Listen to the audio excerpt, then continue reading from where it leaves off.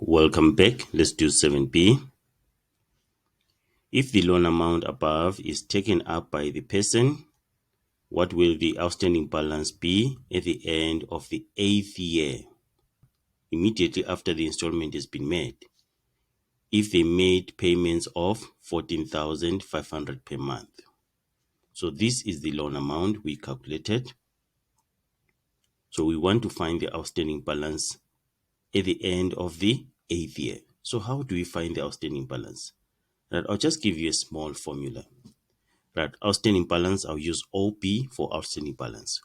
OB stands for outstanding balance is equal to the loan amount compounded for the given period. So it's the loan amount compounded for 8 years. So it's going to be A. Remember how we find A from the formula. A is equal to P, then 1 plus I to the power N.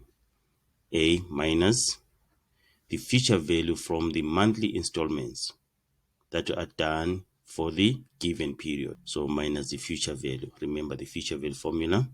Future value is x, 1 plus I to the power n minus 1 all over I.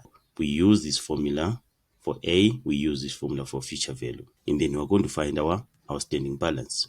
So let's substitute. Outstanding balance is equal to A. So our loan amount is 1,316,800, and then 1 plus 0.12 over 12 to the power 96. Where is the 96 coming from? From 12 times 8. So it's 96 minus future value 14,500, and then 1 plus 0.12 over 12 to the power 96 again. 8 times 12, 96 minus 1, all this over 0.12 over 12. Then you can put this whole thing in the calculator as it is.